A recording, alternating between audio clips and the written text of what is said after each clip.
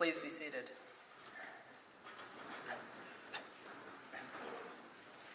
In the name of the Father, and of the Son, and of the Holy Spirit.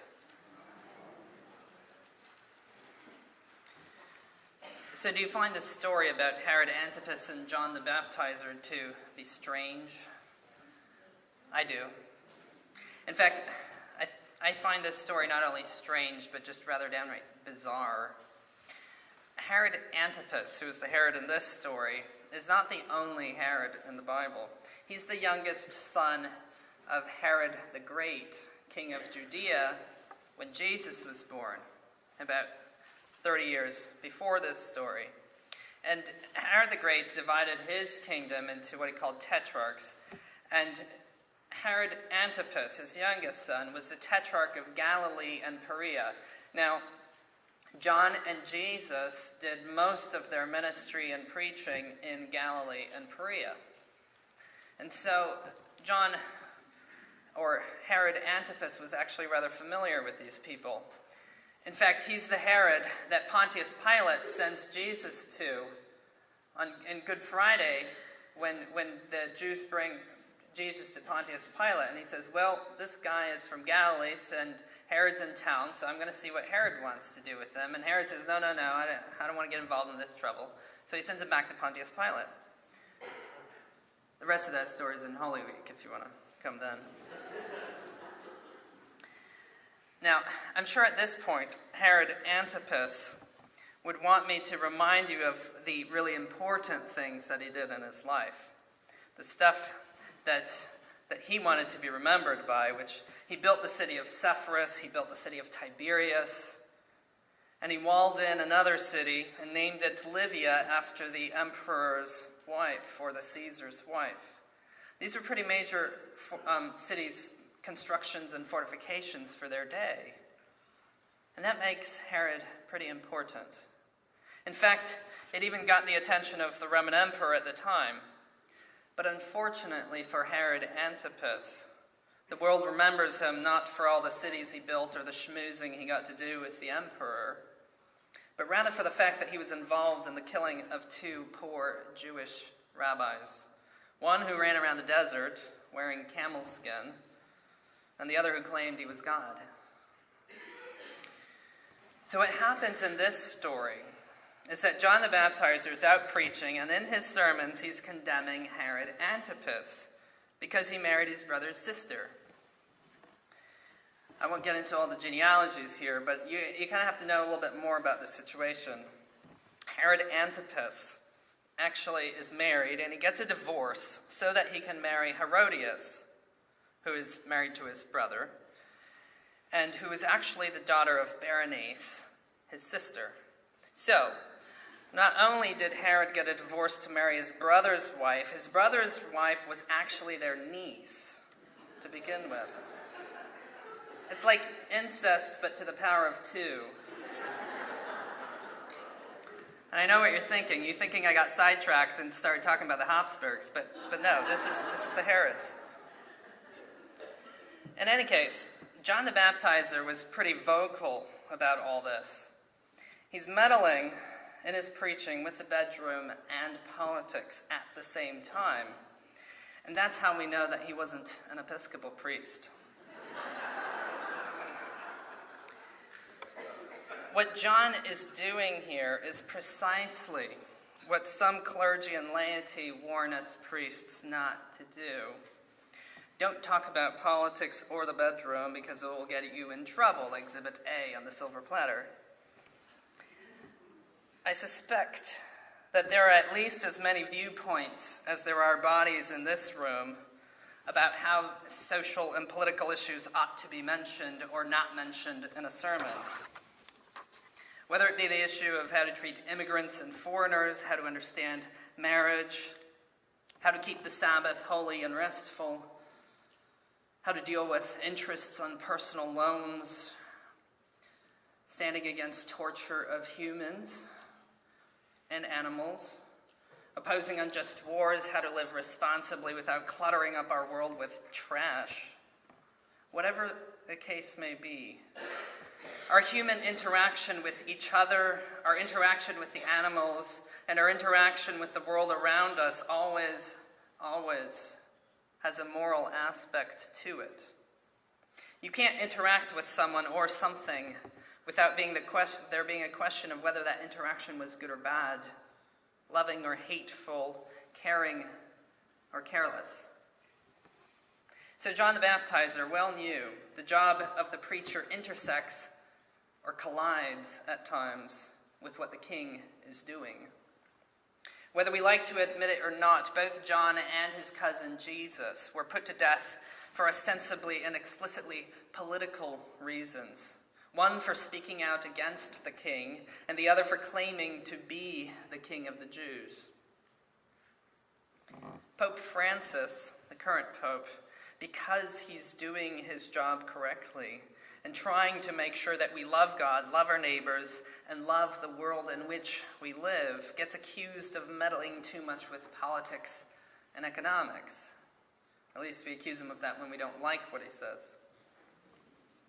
What many in the West have tried to do is to quarantine religion and Christianity from the public and from politics. It's an impossible task. Because at the root of Christianity is the vision of a peaceful, harmonious, and loving society that loves God and loves all of his creation. You can't go off somewhere and be a Christian all by yourself without any interactions with anyone else. So given this fact that Christianity is about a social construct, a construction of society, that is, how do we achieve that if we allow a king to commit double incest and adultery because it seemed politically advantageous for him to take his brother's wife? There's actually a prominent case in church history where Ambrose, the bishop of Milan, back in the 4th century, excommunicated Emperor Theodosius I after he massacred 7,000 people in Thessalonica. And what happened was the city rioted and they killed their Roman governor. So Theodosius came in and he said, all right, well, you do that, I'll kill 7,000 of you. And St. Ambrose put his own life on the line to tell the emperor that no, you can't go kill 7,000 people just because they rioted and lynched their governor. In fact, the statement that St. Ambrose made was that Theodosius could not ultimately be a Christian without repenting for that sin. I believe St. Ambrose was right to deny the emperor communion. I believe that the Japanese Christians in the 1930s and 40s were wrong to go along with Japanese imperialism and to support the war effort in their country, even though that probably saved most of them their lives. I believe it's wrong for legislation in a country to be written by lobbyists and special interest groups. And I believe it's wrong for banks to lend money to people in order to rack up fees and interest, ultimately so that they can make a profit off of loans to the poor. On a more local level, many of you are aware of Camp Haven. It's one of those excellent ministries that we have in Vero Beach, and a ministry which our church supports in many different ways. And they're a ministry to homeless men and to men specifically struggling with addiction. And they had the hardest time finding a location for their ministry. Why do you think that is? Because then they would find a place where they could do it, some land. The neighborhoods would lawyer up and say, well, no, you can't have it in our neighborhood because it might inconvenience us. You see, helping the homeless is a great idea as long as it's in someone else's backyard. That's local money and local politics being immoral. At the heart, though, of all of these political problems is the fact that people are not willing to love their neighbors. They would rather be shunning them, exploiting them, or robbing them. Now, one of the reasons I became an Episcopalian is because of the Eucharistic liturgy, which we are about to do in a few minutes, which draws not only from the earliest Christian liturgies, but is ultimately derived from the Jewish ceremonies from thousands of years ago. And the Eucharist is a political act, because it is ultimately about the formation and manifestation of a social body where Jesus is the head, the king, and where his subjects love and serve each other in peace, where they don't charge interest from each other in loans. The Eucharist is an action that pays no attention to what the world says about your worth or your value. It pays no attention to what car you drive, what house you live, what zip code you're in. In the Eucharistic community, your worth, your value is determined specifically and distinctly by your presence in the Eucharistic community. And it's not determined by who you are.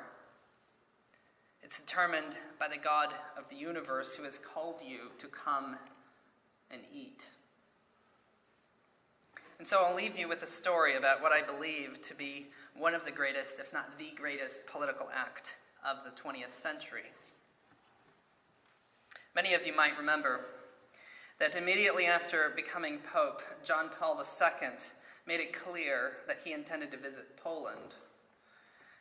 And I quote from a Wall Street Journal article, quote, "The communists who ran the Polish regime faced a quandary. If they didn't allow the new Pope to return to his homeland, they would look defensive and frightened, as if they feared that he had more power than they. To rebuff him would seem an admission of their weakness," unquote. So the Polish communist government extended an invitation to Pope John Paul to come for what they termed a religious pilgrimage. But from the moment the Pope touched the tarmac and knelt down and kissed the ground at the airport, it was as if Poland had begun to rise out of the grave. The Communist Party officials had feared that there might be over 100,000 people in Warsaw to welcome the Pope. But as the Pope made his way from the airport to Victory Square in Warsaw, there were over 1 million Poles filling the streets to greet him on that day in June of 1979. And the Pope then went on to Victory Square to celebrate a Mass in public. And there, the Pope did not confront the communist authorities, nor did he speak about their injustices. All he had to do was remind the Polish people that they had been chosen for what he called a great role, to understand humbly but surely that they were the repository of a special witness of his cross and his resurrection. Then he asked the Polish people if they were willing to accept their God-given role in history. And their response changed their history. The crowd thundered back, "We want God, we want God." And so the people of Poland could no longer be contained and controlled because they were given the truth. What was until then a brutal oppression turned into a holy suffering for the sake of being a witness to the power of God. So ultimately, yes, as your priest, I will speak out against the Herods of this world. I will reject the Theodosiuses of this world. And I will refuse to be silent.